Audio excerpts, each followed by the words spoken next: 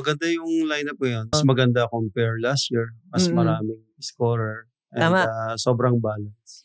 Kanino ka excited, Coach? Si Ladi. Anong mga inaasahan mo kay Lading makita? Nakita naman natin kung paano maglaro yung Ladi. Talagang all out yung bata. Especially sa depensa. Makikita mo yung leadership niya. Talagang very vocal siya sa inside the court. Si Coach? Si Warlo. Warlo, grabe yung aggressiveness ng bata na to. Talagang fit siya dun sa gusto kong mangyari na run and gun. So, kwento ni Coach sa akin doon kanina, nag-practice daw sila last season sa All-Star Day before. They did? Oo. Talaga? Oo, nag-practice daw sila. So, sigurado. So, may ensayo ulit to bago mag-All-Star Day? Coach, Hopefully. i-announce mo na ngayon habang hindi alam ng mga player para malaman na rin.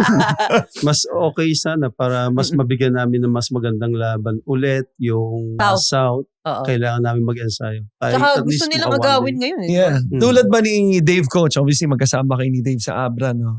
He was our guest couple weeks back. And dala-dala niya yung All-Star game lang ito. Pero isa sa mga unang lumabas sa bibig niya, talagang gusto niya makabawi. So sobrang gusto niya makabawi. Binanggit niya yung pangalan. Sino yung nakashoot sa harapan niya? Kamson. Si Kamson.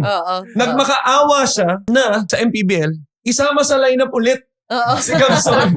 Para lang makabawi siya. So medyo ganun din ba yung niyo, Coach, in terms of makabawi? Yun talaga yung gusto namin mangyari. Makabawi sa kanila from last year na talo. Kaya nga sakto ngayon, rebanse. Ganda.